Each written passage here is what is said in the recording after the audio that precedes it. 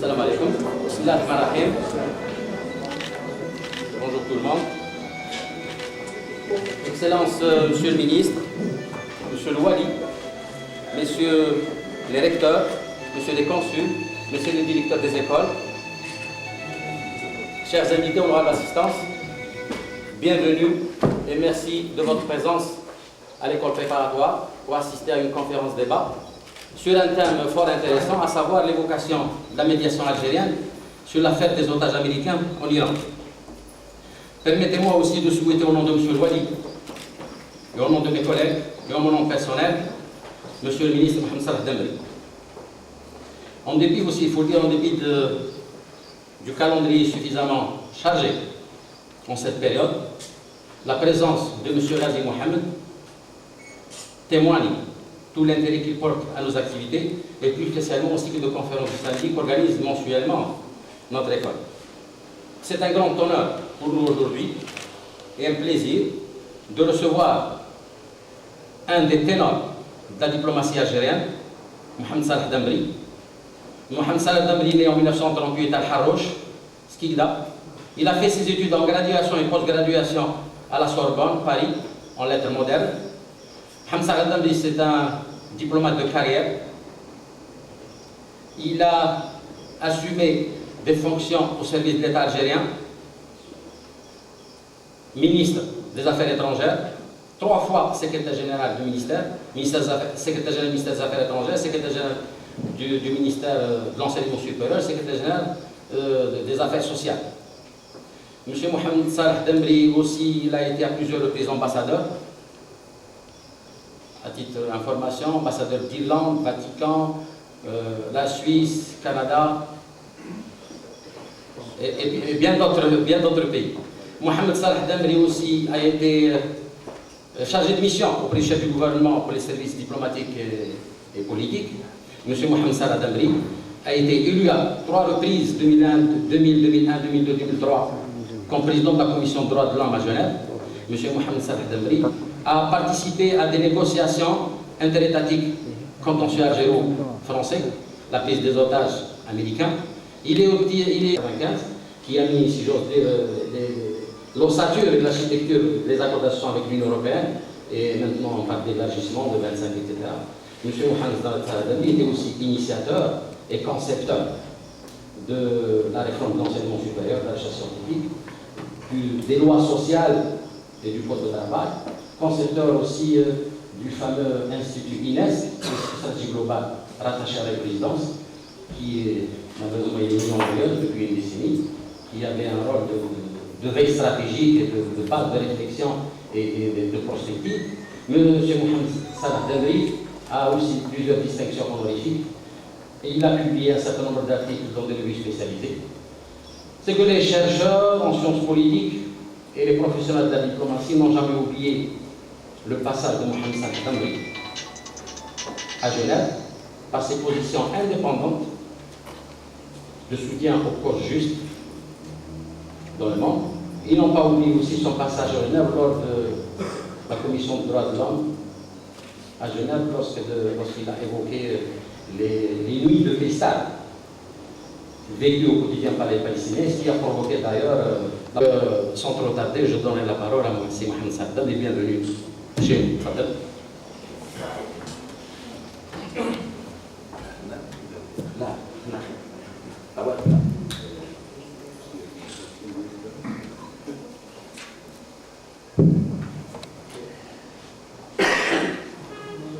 Je remercie beaucoup le professeur Benhassman pour son accueil, pour ses propos de bienvenue et pour tout ce qu'il a voulu rappeler de la carrière. Je voudrais également dire toute ma reconnaissance à M. Wali Ghazi d'avoir pris aussi sous ses auspices cette réunion et d'être ici présent parmi nous. Et je remercie tous ceux, en tout cas, qui ont voulu répondre à cette invitation qui m'a été faite par les corriger quelque chose qui est fondamental. Je n'ai pas été concepteurs de la réforme de l'enseignement supérieur, mais un des concepteurs. Je crois qu'il faut bien remettre et aller ce qui est dans la réalité historique à sa place. Une dernière remarque, je crois que nous sommes dans une phase en 2013 en Algérie où évidemment les mérites, s'ils doivent être reconnus, ne doivent pas évidemment aussi trop souvent être mis en exergue, en évidence. Pour cela, on devrait s'inspirer de l'exemple des généraux romains. Dans la tradition romaine, quand un général, je le dis à notre frère ici présent, le général Mérabet, quand un général remportait une grande victoire, il recevait ce qu'on appelle les honneurs du triomphe.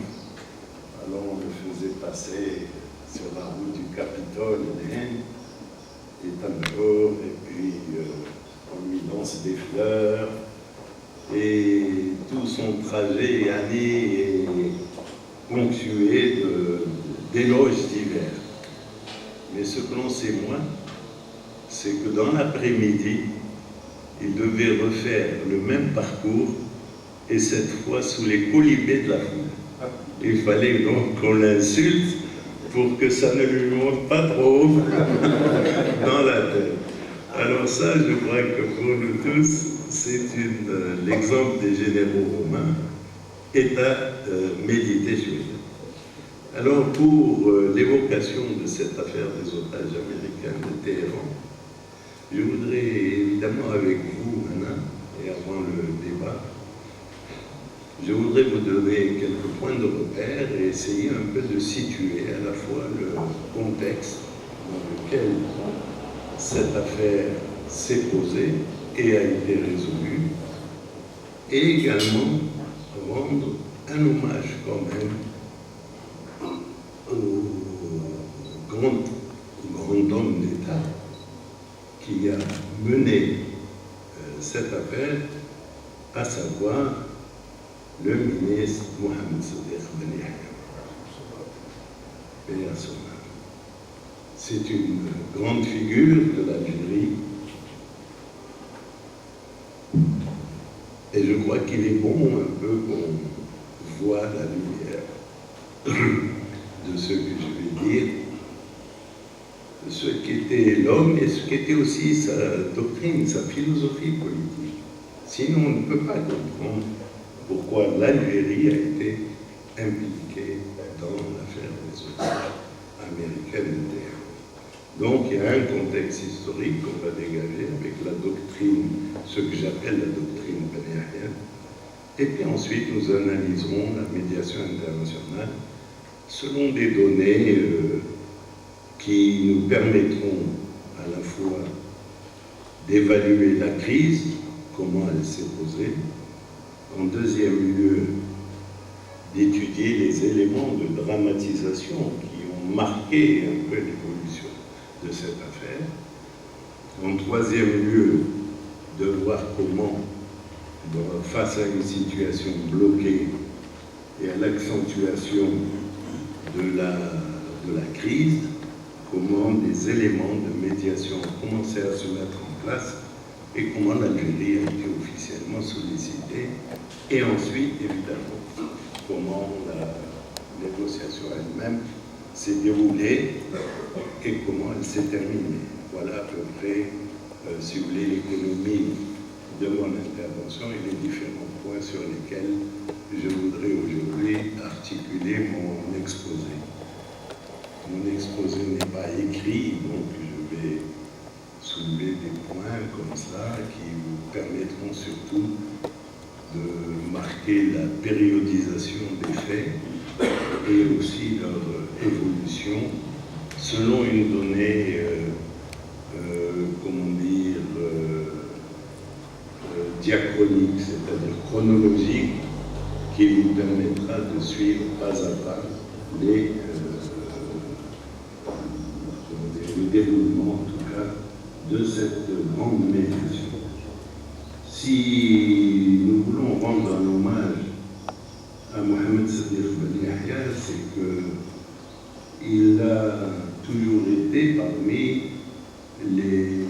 hommes d'État en Algérie qui ont une vision prospective du devenir universel et du devenir aussi de l'Algérie en tant que société humaine, parmi les sociétés humaines. Et je crois que cette vision qui est née dans le militantisme estudiantin, puisqu'il a été un des fondateurs de l'Union générale des étudiants musulmans algériens à Alger, et qu'ensuite sa carrière l'a mené à rejoindre aussi bien le GPRA, où il a été chef de cabinet, vous le savez, de Farhat Abbas, et puis par la suite, donc, dans l'Algérie indépendante, la part qu'il a apportée à la promotion du développement national et à la promotion aussi de politiques qui touchaient différents secteurs. Je crois que cet homme-là mériterait, à mon avis, de susciter une réflexion parmi nous sur le sens d'un panthéon national. L'Algérie, parmi les sociétés humaines, il me semble, j'en parle en tant que responsable, ancien responsable, en tant que citoyen, n'a pas encore élevé son panthéon. Comment il nous faudrait intégrer les grandes figures du passé. On parle de Massinissa, de Missipsa, mais nous n'avons pas un cadre de référence global pour ceux qui devraient en tout cas marquer notre place parmi les sociétés humaines. Je crois qu'il est temps qu'on le fasse. Nous avons bien évidemment nos martyrs de la Révolution, ils sont là, mais par ailleurs aujourd'hui il nous faut élargir un petit peu ce genre de réflexion pour que l'on puisse un jour installer dans la mémoire collective le panthéon national qui devrait créer un lien de solidarité entre toutes les générations de notre pays, susciter la solidarité des générations et non pas le conflit des générations comme aujourd'hui très souvent on le voit, excusez ma franchise, un peu dans la presse algérienne, où l'on essaye disons, de poser ou de confronter un peu les générations entre elles. Les aspirations au développement sont les mêmes et il faut que la solidarité des générations soit une des réalités sociales la plus évidente. La philosophie politique de Ben Yahya allait toujours dans ce sens-là. Elle allait dans ce sens, et même quand on voit dans sa propre politique de recrutement, par exemple, il a toujours fait une opposition, ou du moins il a mis en évidence deux aspects, celui de la compétence et celui de l'allégeance. Et il disait d'ailleurs très nettement qu'une société humaine ne peut pas progresser sur la base de l'allégeance. Elle entraîne inévitablement une érosion à la fois du savoir-faire, du jugement, et par conséquent une stagnation du progrès. Tandis que la compétence est l'élément qui nous permet de refuser toutes les situations établies et de pouvoir avancer. Mais la compétence a pour corollaire la nécessité d'admettre une part d'esprit critique sur l'ensemble, évidemment, de la matière sociale, si j'ose ainsi m'exprimer, sociale au sens global, incluant l'économie, la politique, etc. Voilà un peu sa démarche globale. L'admission de l'esprit critique, le refus des situations établies, permet à toute société humaine d'avancer, et je crois que c'est cela qui a toujours guidé lui-même sa propre démarche en Algérie, aussi bien dans le cadre du développement national interne que dans le cadre international. À cet égard, sa conviction intime était que l'Algérie est une société unitaire, non pas une société dispersée, mais une société unitaire, et que le moteur de la transformation sociale était la solidarité nationale. Ce sont des aspects d'ailleurs qu'on retrouve sous sa plume dans le premier projet de charte nationale de 1976.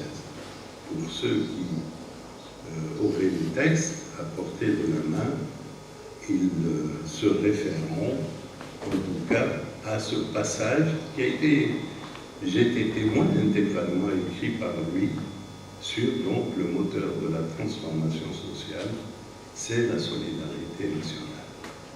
Et je crois que vous voyez un peu l'homme apparaître dans la pratique professionnelle et dans la pratique politique.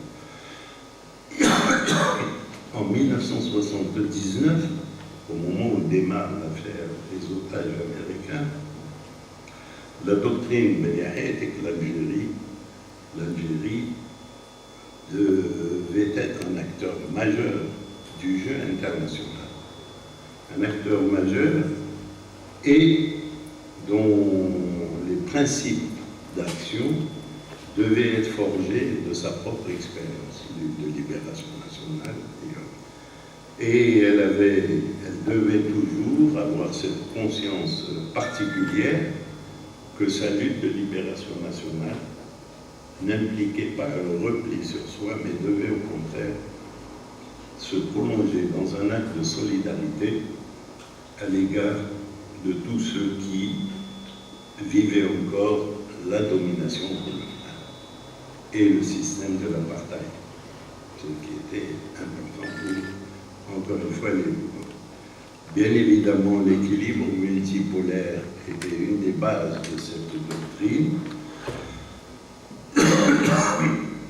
et qu'il fallait s'attacher à créer des cadres de promotion de la solidarité entre les pays un peu du tiers-monde.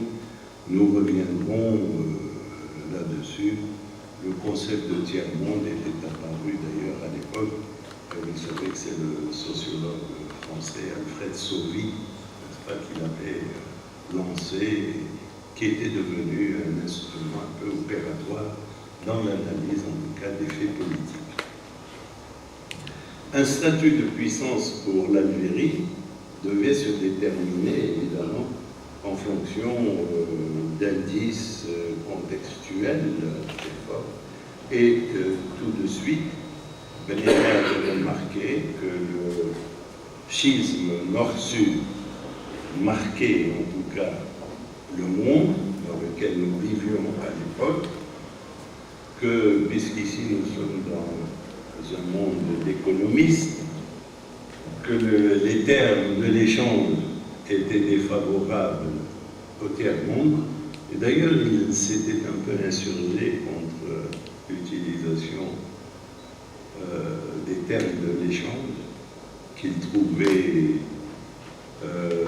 enfin, considérait que c'était un concept un peu trop neutre, et il préférait très souvent se référer à un pillage des ressources du tiers-monde plutôt qu'à une détérioration des termes de l'échange. Et cela, c'était en même temps une idée un peu du progressisme, si j'ose ainsi m'exprimer, qui marquait sa pensée politique. Évidemment, dans tout cela, sa réflexion s'attachait à la puissance des multinationales dans le monde dans lequel on vivait à l'époque, et aussi à l'hégémonie des institutions de Bretton Woods. Banque mondiale, FMI, avec aussi, à l'époque, ce qui posait dans les domaines des échanges internationaux beaucoup de problèmes, c'était le double standard du dollar, le double statut, monnaie nationale américaine et monnaie d'échange internationale. Cela créait des déséquilibres énormes.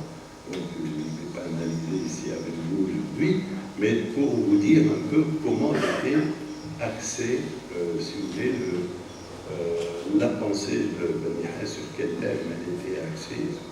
Donc à ce moment-là, inévitablement, il fallait engager une réflexion sur le droit international et les réformes indispensables. D'abord, quelle civilisation de l'universel? On parle beaucoup de cela, l'universel, l'universel. Mais quelle civilisation? Et quelle part nous devions apporter à cette civilisation de l'universel? Il fallait donc postuler d'abord que le sujet du droit, c'était l'humanité. Ce n'était pas évident à l'époque, dans un contexte où le droit international était déjà composé dans, disons, ses principes les plus lourds. Donc il fallait dégager des données nouvelles de réflexion et marquer un peu la nécessité, en tout cas, d'une révision profonde de ce droit international. D'ailleurs, il y a une très belle formule de Mohamed Bjerwi dans son ouvrage pour un nouvel ordre économique international, où il disait au fond, nous sommes dans un contexte où, je le cite, où nous avons un ordre international de la misère et une misère de l'ordre international. Ordre international de la misère et misère de l'ordre international. Évidemment, c'est une construction en chiasme qui, un peu, est très révélatrice. C'est ce qui montre que l'Algérie, à l'époque, était en avant dans la revendication d'un nouvel ordre économique international, parce qu'elle considérait que la globalité de l'économie mondiale et que l'unité du droit international devait se faire. Et qu'à la limite, il fallait aussi se poser la question de quel progrès pour l'humanité. Donc on revient à la question de la civilisation universelle. Doit-elle être fondée sur la force ou sur le droit? Et pour ce qui concerne en tout cas l'Algérie, la question avait reçu par avance sa réponse, c'est qu'il fallait évidemment que ce soit le droit qui l'emporte et par conséquent la nécessité d'adapter les instruments. Le 8 avril 80, et l'Algérie est chargée des intérêts iraniens auprès des États-Unis, la Suisse est chargée des intérêts américains auprès des Iraniens. Et le 24 avril, c'est-à-dire donc 15 jours après, c'est l'expédition de Tabassan.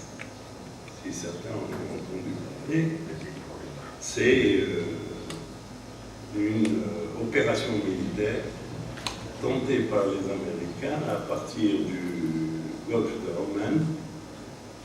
Le porte-avions, un porte-avions avait été mis là-bas, le porte-avions Nimitz, et des hélicoptères et des C-130 étaient partis avec l'intention donc de libérer les otages. Le relais, l'opération a été baptisée Desert rendez-vous du désert. Et le point d'arrêt, ça a été Tabassan, et là, une grande tempête de sable intervient. Un C-130 entre en collision avec un hélicoptère, 3 hélicoptères prennent feu, il y a des morts qui restent sur le terrain, et puis évidemment le reste rebrousse chemin. Donc tous les vestiges sont là, les corps sont là, 3 hélicoptères brûlés, enfin c'est... Allez, à ce moment-là, vraiment il n'y avait plus d'espoir possible de régler les choses. Et alors, ce dont on se rend compte, si on reprend le livre de Warren Christopher, qui a été publié aux États-Unis, et où il y a une contribution d'un conseiller du Conseil de sécurité, Gary Sieg, sous le titre « Options militaires et contraintes », c'est là où on apprend que le commando Delta qui avait été envoyé, donc ce commando Delta avait été programmé en même temps que les Américains demandé, en tout cas, un dialogue avec lui. Les deux options, donc, avaient été... Mais ça, finalement, nous n'avons su qu'après. On pouvait penser que le contexte, voir que l'intervention était venue à un manque de dialogue. Mais en fait, c'était cette rivalité qu'on a signalée tout à l'heure. Donc, règlement négocié d'un côté, qui essayait de valoriser le département d'État américain, mais, comment dire, opération militaire qui n'a pas été du tout abandonnée par le Conseil de sécurité. Et c'est pour ça que... Alors, à partir de là, c'est l'apogée de la crise. Vous pouvez pas... Et l'opération militaire a été même décidée en l'absence du secrétaire d'État, du ministre des Affaires étrangères américaines, Cyrus Vance. Qu'est-ce qui se passe? Cyrus Vance démissionne. La crise aussi est installée du côté américain. Il démissionne et son remplacement a été fait par le sénateur Edmund Muskie, qui sera notre interlocuteur dans la phase finale. Et donc, dans ce contexte de crise, une bonne nouvelle surgit comme ça, inopinément, après une visite que j'avais faite moi-même en tant qu'envoyé spécial donc, en Iran, à Téhéran, j'avais vu Zada, où on avait discuté un peu de tous ces éléments. Eh bien, le Medjlis ordonne au gouvernement d'aller à la négociation avec les Américains en utilisant le potentiel algérien. Ben Yahya avait été très prudent à ce moment-là et il avait dit il faut que les deux parties nous donnent des signaux forts pour pouvoir aller de l'avant. Mais on ne s'engage pas simplement sur des déclarations qui peuvent rester lettres mortes. Il nous faut des signaux forts. Les signaux forts viendront un peu des Européens, parce qu'il y avait la réunion de Naples des ministres des Affaires étrangères au mois de mai, et ils voulaient à tout prix, les Européens étaient engagés dans des contrats fabuleux avec les Iraniens. Et ils ne voulaient pas couper, en tout cas subir, l'injonction américaine de rupture des relations diplomatiques. Donc ils se sont approchés de nous à deux reprises, d'ailleurs.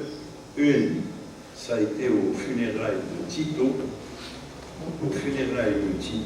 en mai 1980, le 8 mai très exactement.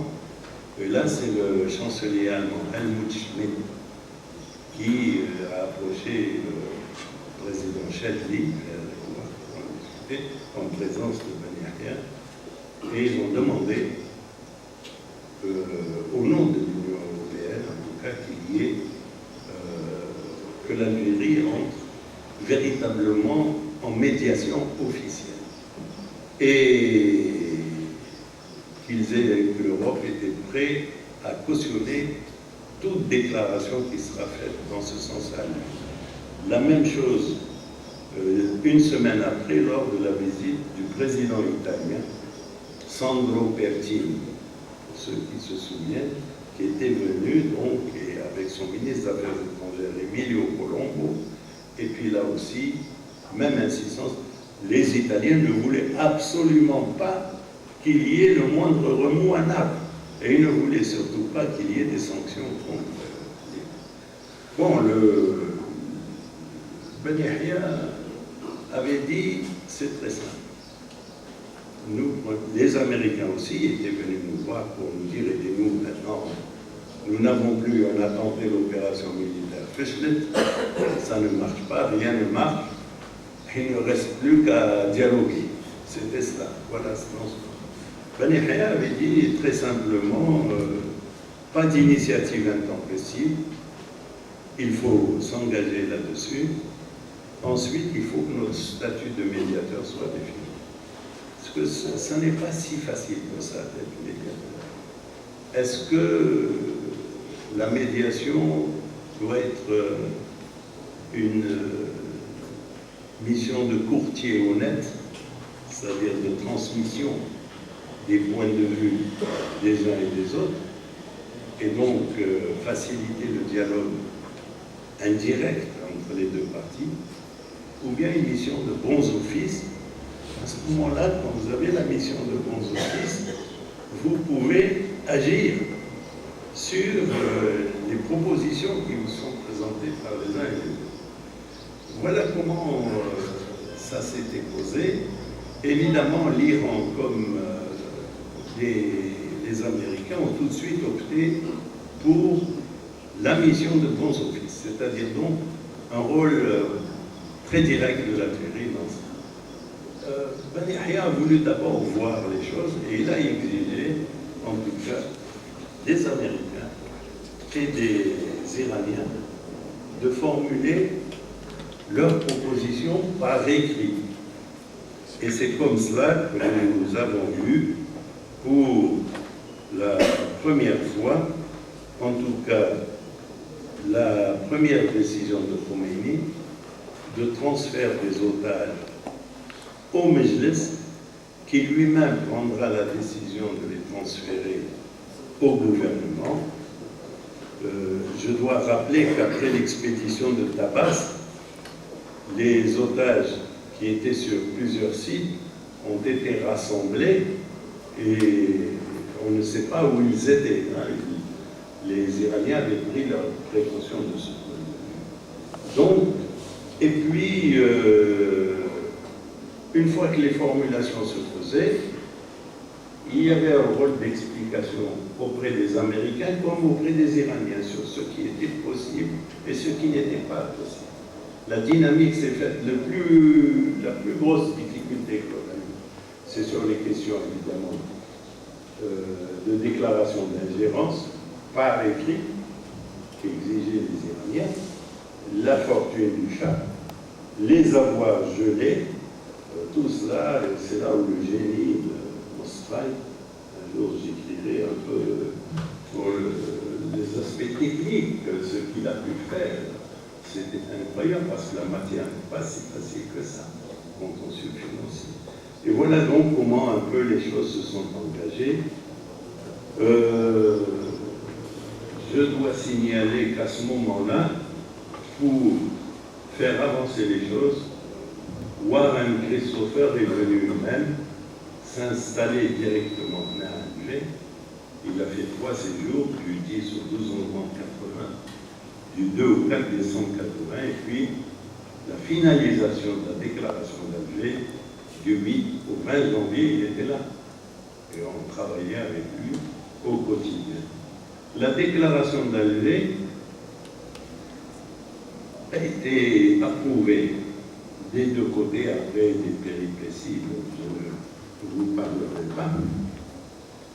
Le 20 janvier 1980, au moment même où Reagan faisait la passation avec Jimmy Carter, parce qu'évidemment, dans le contexte de l'année 80, il y avait très peu de chances que Jimmy Carter puisse être réélu. La déclaration d'Alger, avec ses annexes techniques, qui comporte dans les annexes techniques la déclaration de la République algérienne démocratique et populaire sur le règlement des plaintes, l'engagement, deuxième annexe, l'engagement US et iranien de respecter la déclaration d'Alger, parce qu'il fallait prendre des précautions pour l'avenir. Donc il fallait qu'ils s'engagent à respecter à l'avenir leur propre signature. Ça vous donne un peu le contexte de méfiance dans lequel on pouvait aussi se baigner à l'époque. Il y avait l'Escrow Agreement, c'est un accord de consignataires qui accréditait la Banque centrale algérienne dans la mise en œuvre des accords financiers, et l'arrangement technique entre la BCA, la Banque monétaire et la Fédérale Réserve pour la création d'un compte de garantie. Alors, comment s'était passé un peu le mécanisme? Parce qu'il y avait 7 milliards, je peux vous donner la somme exacte, qui était en contentieux financier, 7 milliards 997 millions 143 443 millions de dollars, milliards, 7 milliards 997 millions, 97 centimes. Alors, cette somme, la Fédérale Réserve l'envoie sur le compte bloqué algérien, localisé auprès de la Banque d'Angleterre. La Banque d'Angleterre attend de nous que nous fournissions la certification que les otages avaient été libérés pour débloquer la somme. Le compte ne soit plus bloqué. Et alors, voilà un peu comment les choses se sont faites. Il y a peut-être à signaler aussi la question du rapatriement des otages. Beaucoup se sont posé la question, bon, les otages auraient pu partir de Téhéran directement sur Wiesbaden, la base américaine, où ils font le débriefing, et alors, les Iraniens étaient en désaccord total. Les Américains avaient prévu des avions de Swissair pour emmener les otages de Téhéran à Wiesbaden. Les Iraniens ont dit non, nous voulons les remettre en main propre aux Algériens pour que les garanties, en tout cas liées à leur sécurité, à leur personne aussi, personne physique, soient relevées. Et donc, on était dans ce schéma. Il fallait réfléchir, et Ben Yahya, à l'époque, avait fait appel à Air Algérie, et puis à Hadi Khediri, pour organiser c'était une première expérience pour nous. Il y avait 52 otages qu'il fallait ramener. Alors, le plan qui a été mis pour la sécurité du retour des otages était le suivant. Il y avait 2 avions d'Air Algérie qui devaient partir. Pourquoi 2 avions? C'est pour qu'on ne sache pas dans quel avion étaient les otages. C'est évident. Deuxièmement, le plan de vol était complexe. Le plan de vol, c'était Alger, Ankara, Téhéran, Athènes, Athènes, Alger.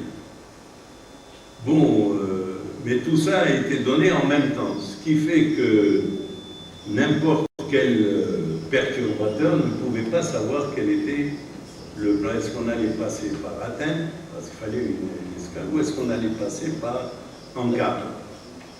Donc ça a été fait comme ça. Ensuite, conditions. Là aussi, il faut voir les conditions. El Hadi Khediri a mis en place, donc avec nous, le choix d'une équipe médicale qui a été dirigée par le professeur Ouéderi. Et l'instruction qui a été donnée, c'est que la visite médicale doit être faite avant l'embarquement pour l'ensemble des otages. Et que les otages qui embarquaient sur l'avion devaient être au nombre de 52. Il y avait instruction de ne pas démarrer s'il y avait 51 ou s'il ne pouvait pas y avoir 53, évidemment. Il fallait que le nombre soit là, avec la fiche médicale a été établie pour chacun d'entre eux. Donc, ensuite, la nourriture. La nourriture était emmenée d'Alger. Et il n'y avait aucune possibilité de ravitaillement en dehors. Et quand les avions avaient embarqué les otages, les escales, en tout cas ça a été l'escale athénienne, au retour, l'escale pour le refueling Mapolo, ça a été, comment dire, sans ouverture, bien sûr, des portes. Il fallait rester à l'intérieur, le temps de... Voilà, ce qui fait que donc on a eu une gestion uniforme d'un bout à l'autre et que l'espace international algérien, le territoire national, était consacré du point de vue du droit, évidemment, comme un lieu d'intangibilité, parce qu'il faut aller jusqu'à ce genre de choses. Voilà, en tout état de cause, le 20 janvier, les otages atterrissent ici, ils repartent dans le Warren Christopher était là pour leur accueil. Il y a eu les échanges de discours, et puis après, ils sont partis donc en direction de Wiesmann. Le rôle, en tout cas, de médiateur d'Algérie devait se prolonger après dans les réunions de type technique qui portaient évidemment sur, après l'évaluation de la fortune du Shah, etc., puisque nous avions quand même un rôle aussi de monitoring de la déclaration d'Alger. Voilà donc un peu ce que je pouvais dire, parce qu'il y a beaucoup de choses à dire, mais le malheur passe. Et voilà ce que je pouvais dire un peu sur cette affaire de la médiation internationale d'Algérie, et encore une fois, l'hommage que nous devons, à travers évidemment la personne de Ben Yahya, à notre pays qui s'est montré quand même un membre exigeant de la communauté internationale. Shukran.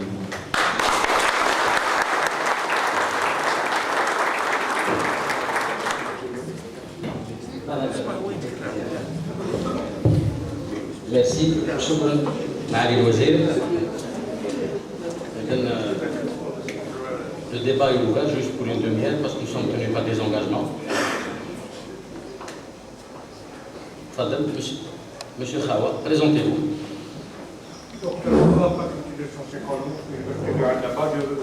je vous remercie, Monsieur le ministre, de nous avoir rappelé cette période cette période estudiantine pour moi personnellement, où la fierté ressentie cette soirée où la déclaration officielle de la libération des otages a été faite par le marqueur Mohamed Ben Yahya de Warren Christopher à la télévision algérienne le soir, où on était ébahis devant ce ministre ancien moujahid maniant la langue anglaise à la perfection et réussissant dans une période internationale où les conflits entre puissances n'étaient pas des moindres. Permettez-moi de vous poser donc cette question: comment peut-on expliquer 30 ans après le reflet de la diplomatie algérienne et plus globalement de l'État algérien face à toutes les menaces qui nous entourent, que ce soit dans notre environnement proche, est, sud et ouest, que ce soit dans le monde arabe, où la Ligue arabe devient de plus en plus un instrument du jeu des puissances à travers certains petits micro-États du Moyen-Orient. La deuxième question, comment peut-on expliquer que les promesses faites par le plus haut sommet de l'État durant les années 80, le président Cheikh Béjid Rabbi Yarhamou, n'ont jamais été tenues sur les responsabilités que pouvait dégager la commission d'enquête ministérielle quant à l'attaque qui nous a fait perdre un homme de cette stature dont on a vraiment besoin aujourd'hui. Merci beaucoup. Merci. معالي الوزير يجاوب. ممكن الأسئلة تروح باللغة العربية بالفرنسية بالإنجليزية لاتان بالفارسية. فارسية منعم. شكون المختص.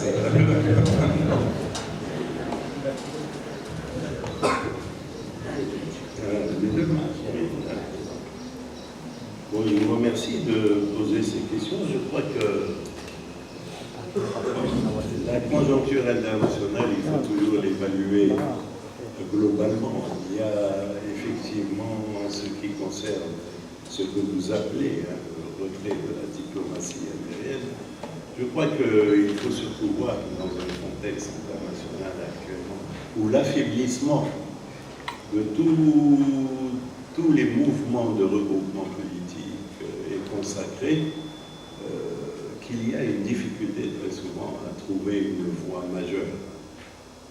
En quelque sorte, si j'ose dire, c'est le mouvement des non-alignés, par exemple, c'est considérablement affaibli.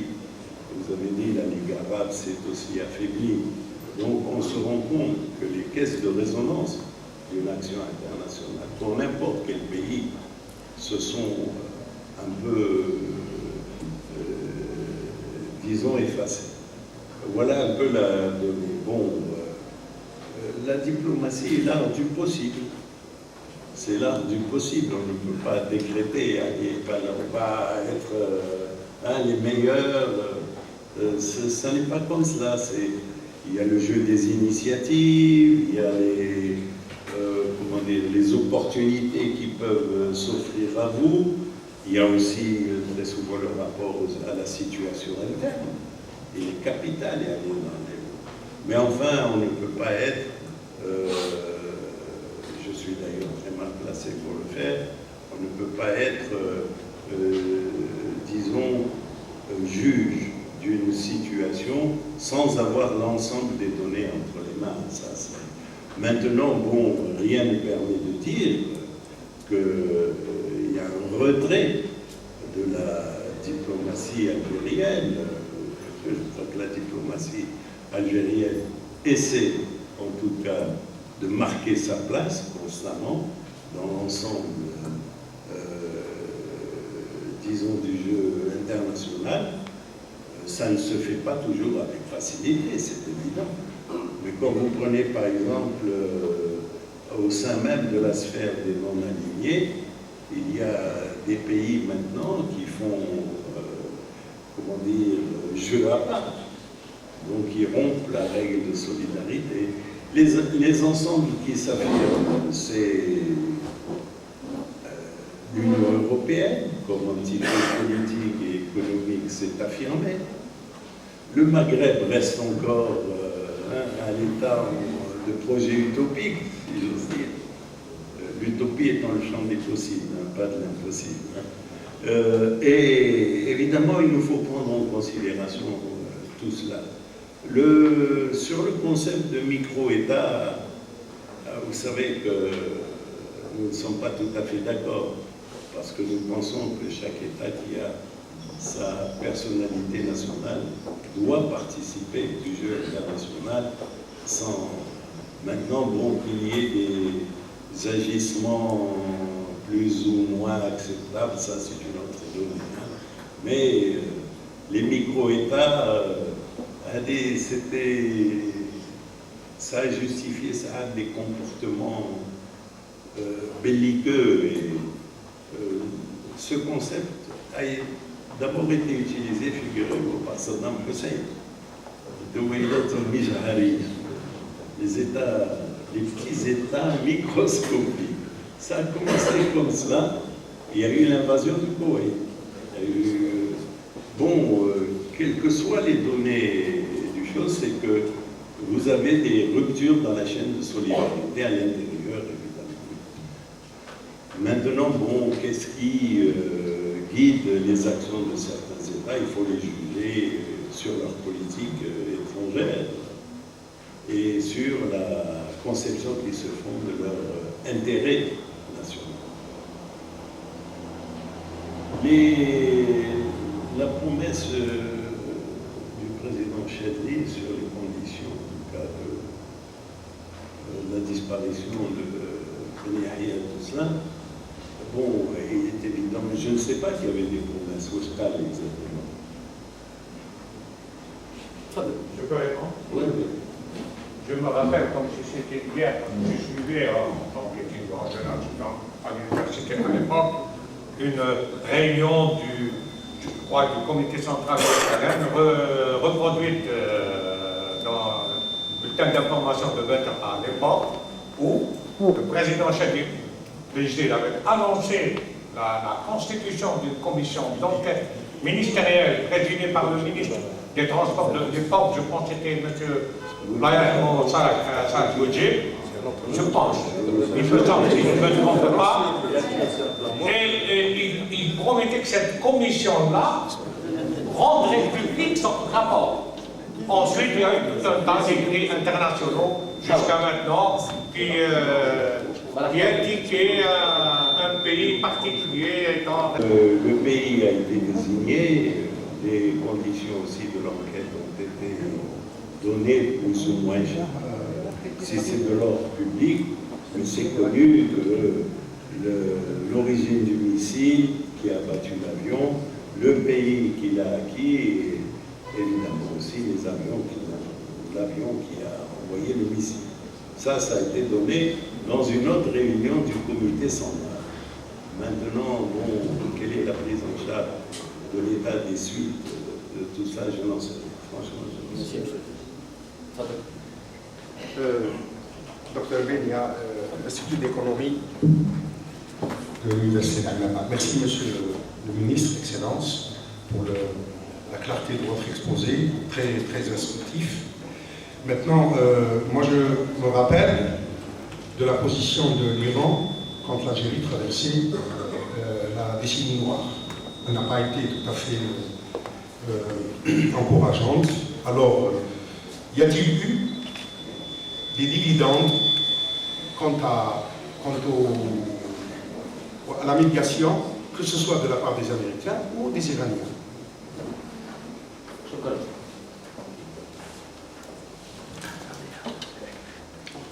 C'est une œuvre politique et humanitaire que la médiation. On n'attend pas, disons, d'être rémunéré comme ça. Je crois que la notoriété de l'Algérie était établie, elle s'est établie, et encore une fois, c'est à nous surtout de régler un peu notre mémoire collective pour que l'on puisse constamment évoquer ces grands moments où l'Algérie a apporté à l'humanité, a apporté des éléments en tout cas de règlement des différends et des possibilités en tout cas de cheminer ensemble pour les sociétés humaines.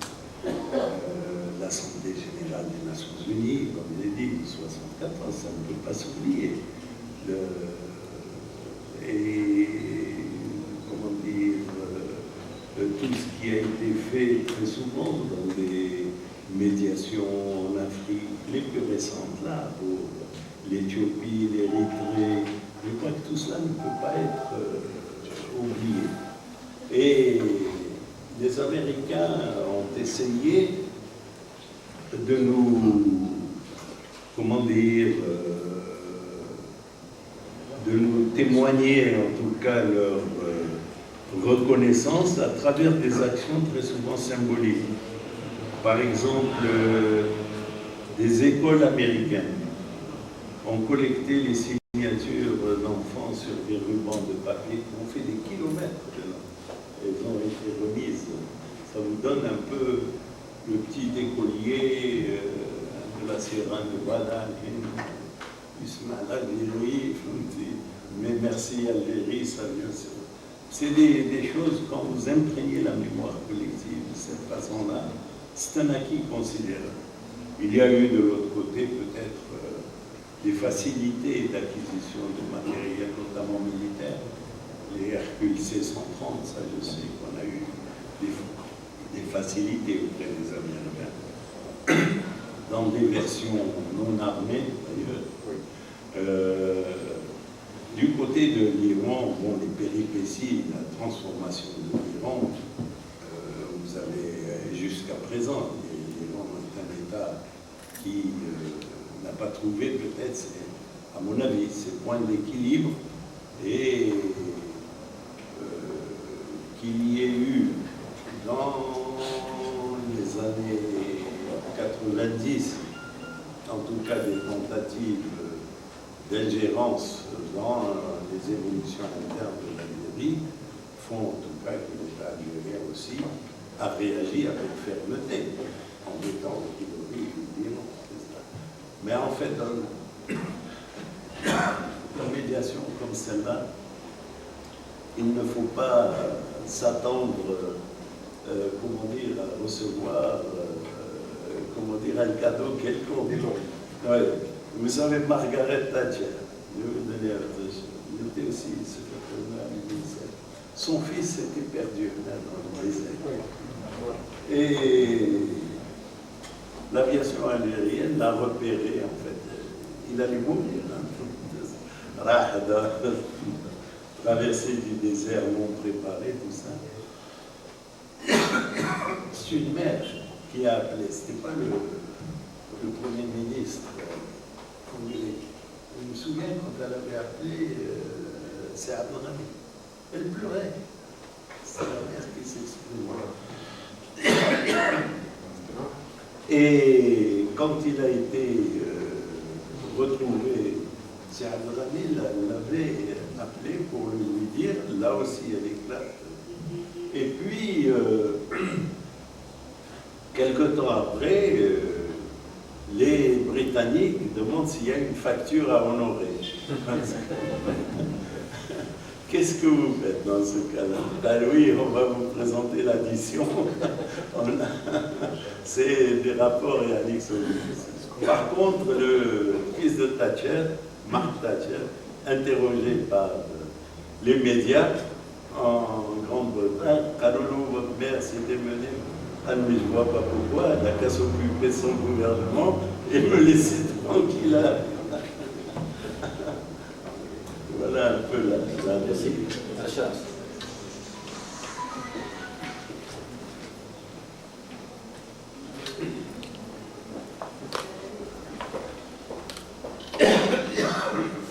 Des questions, pas de commentaires. Christian, je me présente Issa Achrach, docteur d'État en sciences politiques. J'ai préparé ma thèse sur la sécurité dans le golfe arabo-persien. Je connais très bien cette partie du monde. C'est pour cela, pour un complément d'information pour M. le ministre, tout à l'heure, lorsque vous avez expliqué que d'éminents spécialistes iraniens qui ont collaboré pour la mise en place entre les Iraniens et les Américains pour leur point de vue, lorsqu'ils arrivent à mettre en exergue certains points, il faut prendre en considération l'Institut de stratégie militaire mis en place en 1977. Il n'a pas été mis en place par hasard. Ils avaient une prévision que le Sabak va faire un massacre sur le terrain et qu'il y aurait à ce moment-là des éléments qui doivent réfléchir sur l'après-Char. Deuxièmement, pour la diplomatie algérienne, nous prenons en considération, vous êtes bien placé pour nous répondre, sur le cas de Mohamed Djawi, un éminent spécialiste, et sa thèse c'est une référence mondiale sur la fonction publique internationale au niveau des instances internationales. Le directeur de recherche de Mohamed Djawi, c'est mon directeur de recherche. Je sais que c'est la thèse qui a soutenue en 1959 à l'université de Grenoble. Et c'est une référence mondiale. La dame, Fadli.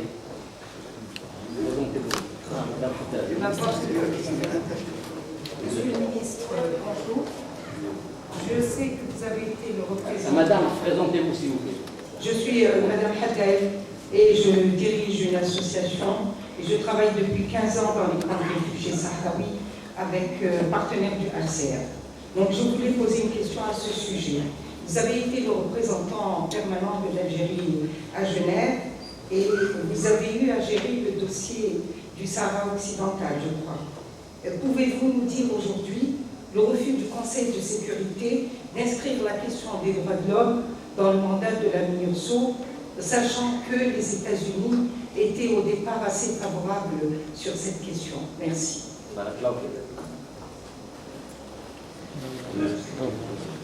J'ai essayé de répondre, disons, sur un ensemble de questions. Tout d'abord, en ce qui concerne Mohamed Djawi, je crois que c'est un des plus grands intellectuels de ce pays. Et surtout, Mohamed Djawi est une des personnalités algériennes qui ont le plus enrichi le droit international.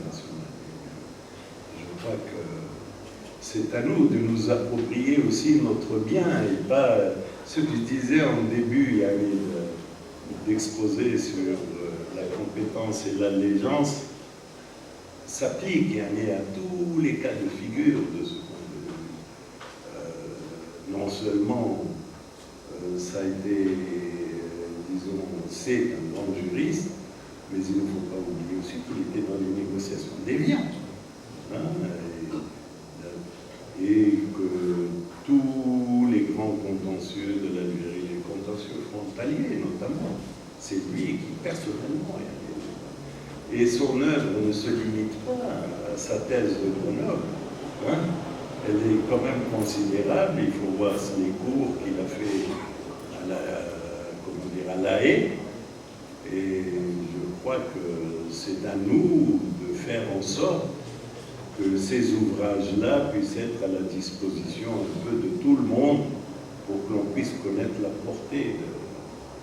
Il est même arrivé de relire certains de ces ouvrages parce que il y a une relation d'amitié pour que les ouvrages puissent être publiés sans avoir aucune faute.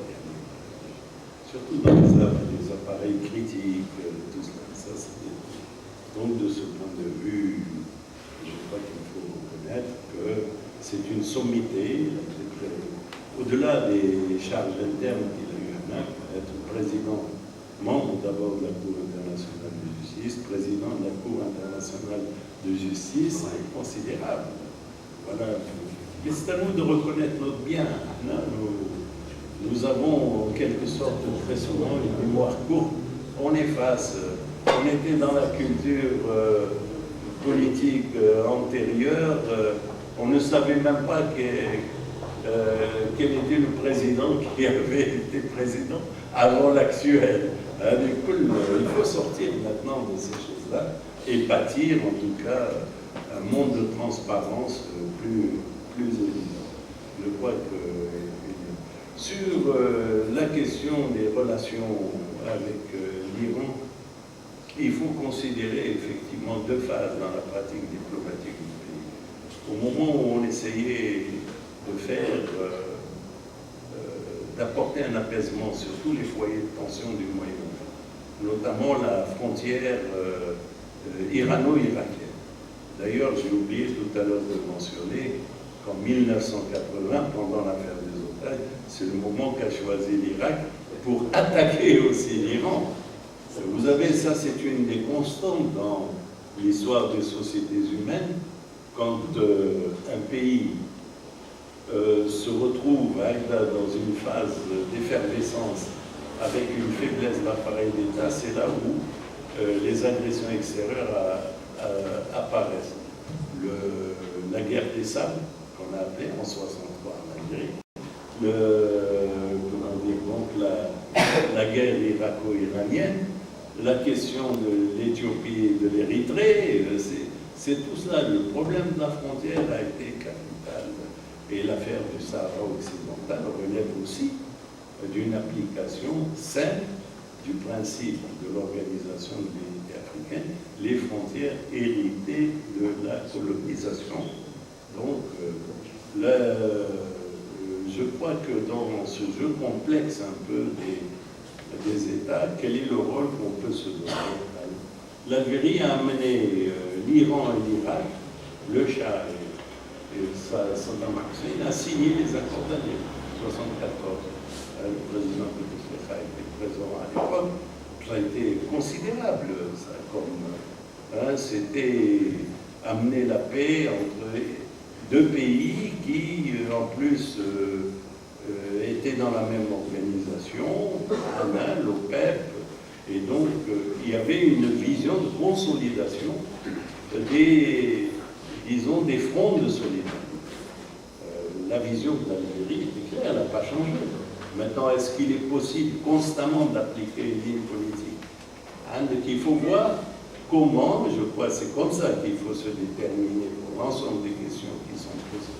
Maintenant, vous avez des indices de vulnérabilité qui apparaissent dans l'histoire des nations. C'est clair, l'Algérie est affaiblie depuis 88. À partir d'une effervescence du Front social interne, c'est le problème de la subversion interne qu'il y a eu toutes les années, hein, tout ça. Ça ne vous rend pas disponible pour une action extérieure. Et donc, il faut d'abord apaiser le front interne. Et dans ce cas-là, les priorités peuvent changer. Quelles sont les priorités qui peuvent apparaître? D'abord, préserver l'unité et le devenir de la société algérienne. C'est considérable. Les forces centrifuges apparaissent toujours dans les situations de trouble. Il ne faut pas l'oublier. D'ailleurs, à l'université, on devrait enseigner ça en sciences politiques pour qu'on comprenne quels sont les mécanismes qui font qu'un État peut disparaître. Comme l'histoire de la Pologne. La Pologne a disparu 3 fois de la carte du monde. Et elle est revenue à l'existence internationale. Comment, selon quel processus, etc. Et donc, on se retrouve la question palestinienne. Kif, kif. Bon, à partir de là, je crois qu'il est bon, quand on examine, bien entendu, toujours le passé, à ce moment-là, d'user des instruments, en tout cas de l'analyse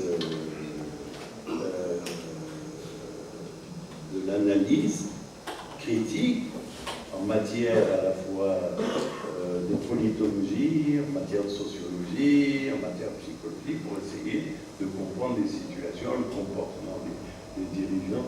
Les modèles de comportement sont très importants dans ces choses-là à analyser. Ça aide à comprendre. Quelle était la vision du Shah par rapport à la vision de Saddam Hussein. Quelle était quelle est nous-mêmes notre projection dans le monde arabo-musulman. Comment on parle de ceci, de cela, on évoque la doctrine bassiste, on parle du nasserisme, on parle de l'algérianisation, etc.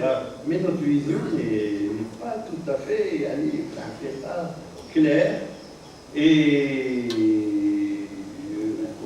il faut contribuer à éclaircir un peu ces zones. En quelque sorte, moi je crois une des plus grandes tâches qu'on pourrait faire, et en tout cas dans le cadre universitaire, de la recherche universitaire, c'est de multiplier à l'échelle des nations les études de psychologie différentielle. Ça c'est fondamental. Et sinon on ne peut pas.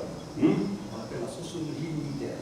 Oui, c'est dans la sociologie militaire qu'on peut connaître le comportement des responsables d'État à État pour savoir à quel niveau on positionne la personne dans sa propre faiblesse pour l'attaquer.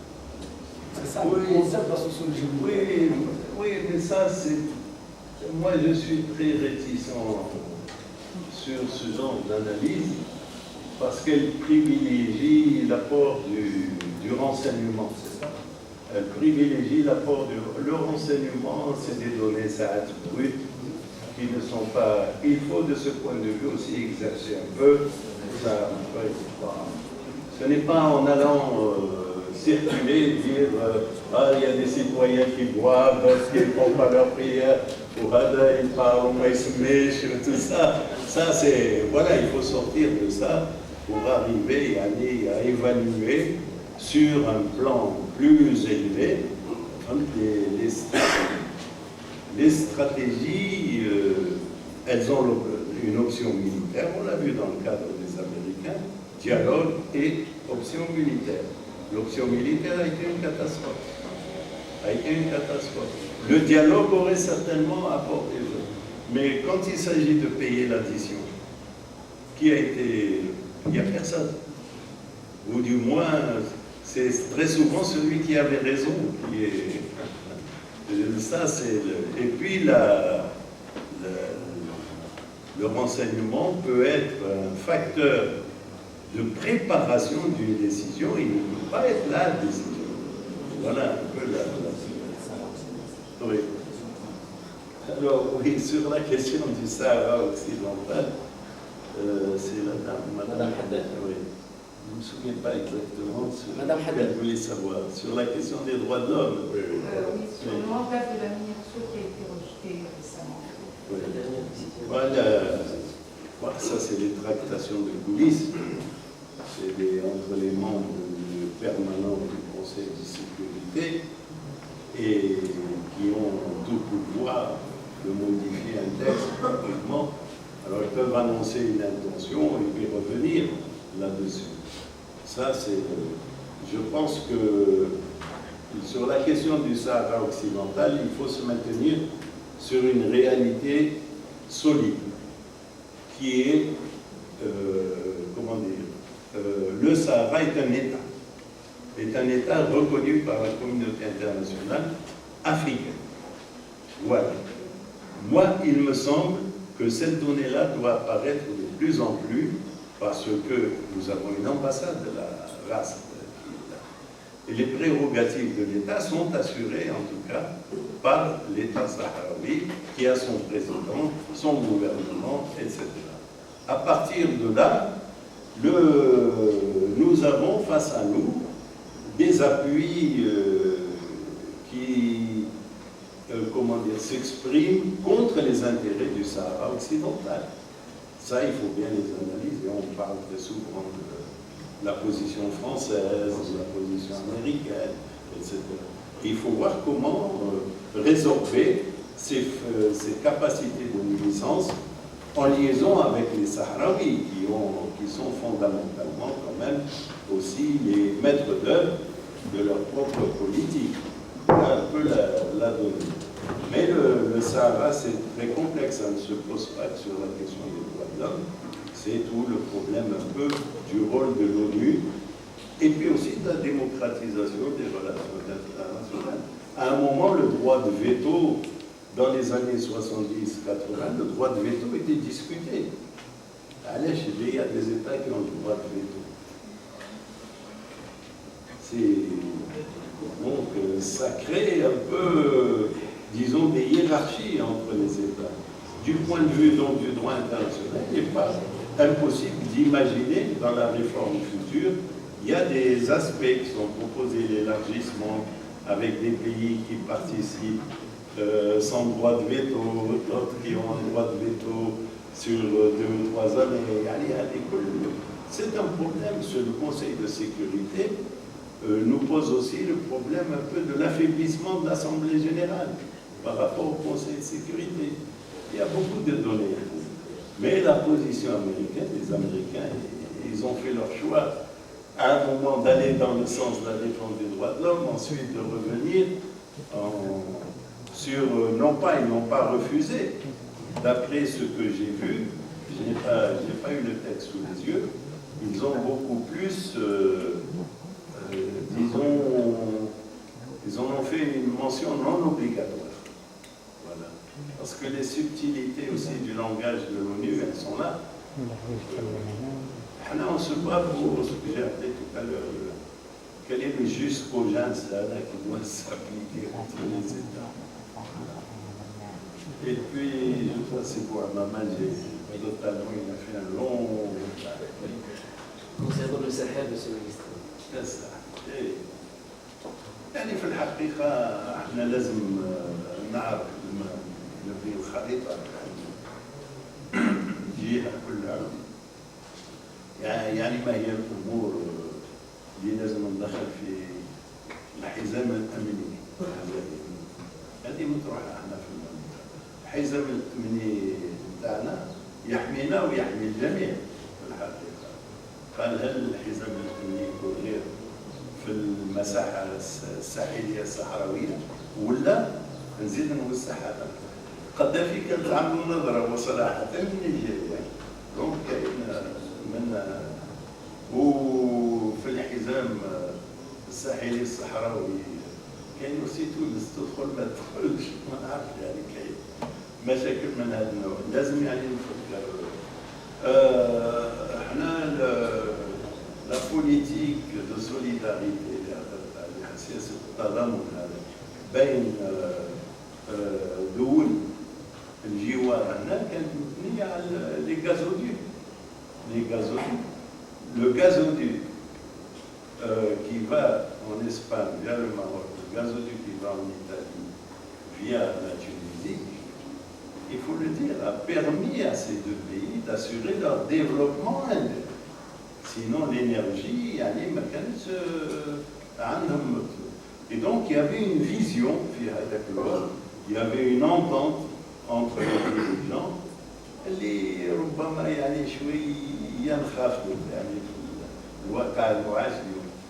انا نتذكر كنت وزير في التسعينات، التوانسه يعني الاشقاء وانا لومت عليهم في هذا الوقت كانوا يقولوا احنا الحمد لله يعني ما دخلتناش هذه السوسه، احنا خاطينا يهضروا مع الاوروبيين. بن علي نفسه يعني كان يتكلم قال ويلو notre situation est claire, tout va bien, c'est pas comme dans le pays à l'ouest. Quand vous avez des formes de solidarité comme celle-là, au moment où vous avez une situation difficile, moi je حاجة سهلة. ولازم نصارحوا بعضنا يسمح لي القنصل التونسي يعني لازم نقول بكل وضوح كان تمام هذاك. تفكر أول مرة زرت في مهمة رسمية تونس كان باجي قايد السبسي بريزيدون لاسامبلي ناسيونال. مالا عندهم لي بوست دايرين لو بوست نتاع ابن خلدون نتاع كومون يسابيل